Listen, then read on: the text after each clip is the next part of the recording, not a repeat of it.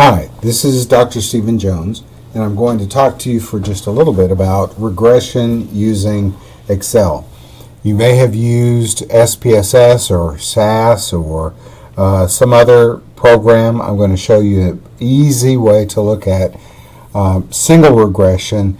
This is not a multiple regression discussion, it's just a single regression using data from the Dow Jones and 3 stocks that are on the Dow Jones Index.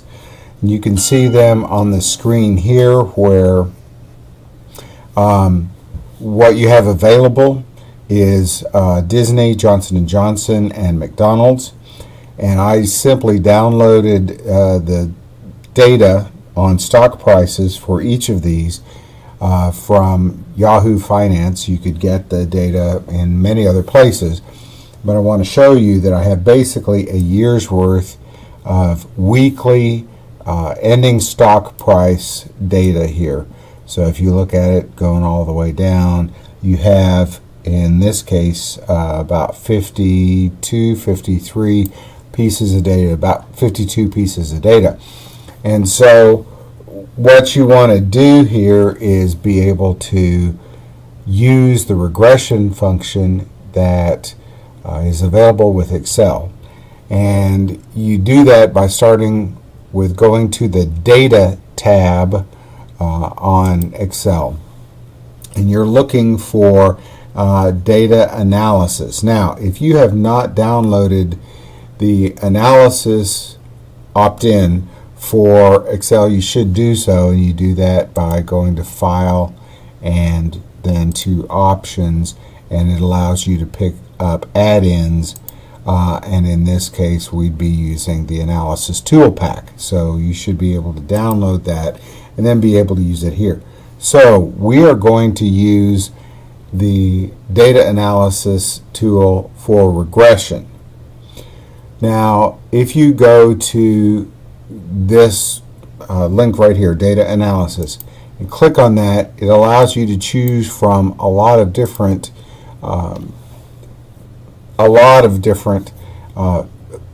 analysis statistical tools.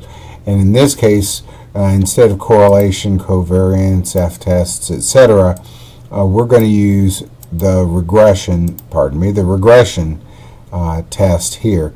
And you click on OK. Now I've already got data in here, so I'm going to get rid of that to give you a chance to see what I'm doing. So the Y and the X here are important to you because we're trying to come up with the equation Y equals, and then we need a constant B plus M times X, where X is the independent variable being put in there. Now, we'll come back to this in just a moment, but what are we going to try to predict? Well, the truth is that the Dow Jones is partially explained by each of the 30 industrials. I've only got 3 here. Each of the 30 industrial stocks that make up the index. And so I'm going to choose these 3 right here. They are from different industries, so they should have different impacts on the Dow Jones Index. We're going to see if any of them singly is a major explainer, let me say, to the Dow Jones Index. Now, that does not mean that if a small R squared comes up that there is no explanatory effect. It just means that there are 30 things that show up in the Dow Jones Index, and some of them may have a little higher impact on it than others for any number of reasons. And that's what we're going to take a look at. So singly, how do these have impact on the Dow Jones Index? Okay, so let's go back. Go to Data Analysis, choose Regression. Now, I want to start over on these so you can see where I go. My Y range, or what needs to be explained, the dependent variable, is going to be Dow Jones. Now I'm highlighting the label for this column, DJI, because I want to be able to use that as within the regression equation here, and you'll see why in just a moment. I want that to identify as part of a label. So we'll click on that, then we'll click on our X range, and we'll start off with Disney. I'm just highlighting all of the Disney data right there. Now notice that I have this labels checked. Okay, if I don't, then what it says is all the information that I've highlighted up here in input Y range and input X range, all those are numbers. But instead, what I want to say is that the first one in this range is actually the label that tells the data which data it is. It tells us on the output which data it is. Then I can have my output range either be a new worksheet, which would show up down here, a new workbook, which means I'd get a new Excel spreadsheet, or an output range. And I'm going to choose an output range because what it does is it allows me to output the data here on this same page, to be able to look at it right on this same page rather than to have to go to another page out there. And I could look at all of these residuals and probability plots. I'm not going to at this moment. I just want to take a look at the numbers as you would have done in Chapter 4. So let's choose a place to put it out, and we'll go right, let's start, it doesn't matter, we'll start right there. That's where our output will start. So we click on that one. We don't have to do the entire range. We've just said here's the top left place to start the output. And then you click OK, and it puts your output there. So let's identify this as Disney. Okay, so what you want to look for here, your R square, which is that explanatory value, and then your significance, which tells you whether or not this explanatory value is actually statistically significant. And I want you to take a look at the two things. In this case, your R squared and then your adjusted R square, which tells you after taking out the minus 1 for this, that's essentially how much of the variation in the Dow Jones is explained by the variation in Disney. So let me highlight that point right here, and I'll just do it in yellow like that. And then I'm going to highlight this right here, because if you take a look at it, this number is actually very, very small. It says this number right here to the minus 13th, which means you put 12 decimals up there before the 4. That is essentially saying 0.00000. Okay, put that many decimal points before you get to the 4. Is that a pretty small p-value? That's a very small p-value. And if you remember, the smaller the p-value, the better. Essentially, a 0.01 p-value tells you you have a very small chance that drawing the conclusion or rejecting the null hypothesis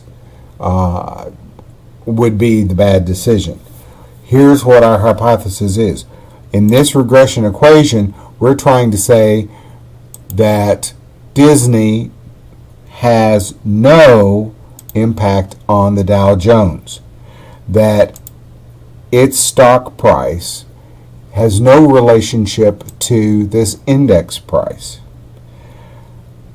Instead, our regression says that we should reject that null hypothesis and accept that the Disney stock has a high relationship. In this case, we're going to say since we're doing a regression, that it has a major impact on the Dow Jones Index, and that it explains just under 65% of the variance. Let's do the same thing for Johnson & Johnson and McDonald's and see what theirs is. So again, we go to data, data analysis, we stay with regression. Now we don't have to change the Y because we're staying with the Dow Jones. What we're changing instead is the input.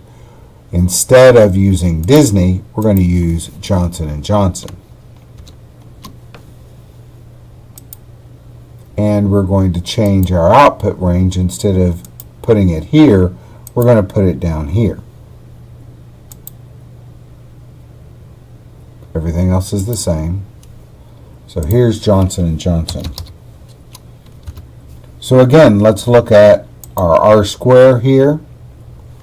Happens to be 0.016, and our significance is 0.1798, or about 0.18.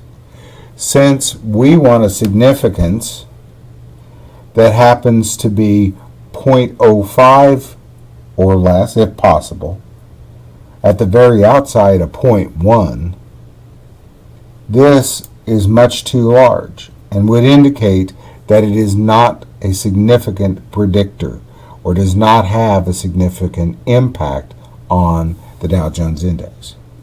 Finally, we're going to take a look at McDonald's. I'll put that here. And let's do, again, our regression. We stay with that. And now I'm going to change my input range to be McDonald's. I'm going to change my output range. This is very important. If I don't do this, it will write over what I just put in there. And we don't want that to occur. So we want it to begin there. And output data here. My adjusted R square is even less than it was with Johnson & Johnson. And my significance, as you notice there, is also even less close to significance. It's even higher than it is with Johnson & Johnson. That does not mean, again, that there is no impact. It means that we are not going to reject the null hypothesis. We can't say that the data for McDonald's stock travels as strongly with the Dow Jones Index as Disney's does. All this means is Disney and the Dow Jones have a very strong relationship, and less so, much less so, for Johnson & Johnson and McDonald's. So if I were trying to explain why the Dow Jones were going up or down as much, I would use a stock like Disney, see what's going on with it, and indicate that over this time period, maybe not all time periods, but over this time period, Disney most closely resembled the Dow Jones and potentially had an impact on how the Dow Jones Index went. You have to be very careful. I'm not going to say that an up or a down in Disney caused an up or a down in the Dow Jones. That's a very strong statement to make, and I don't want you to misunderstand. I am not saying that. I'm simply saying that they have a strong relationship, and that variations in Disney help to explain a large portion of the variations in the Dow Jones over this 1 year period of time starting with October 2nd, 2017. And that's how you should read the data that I did today. Take care.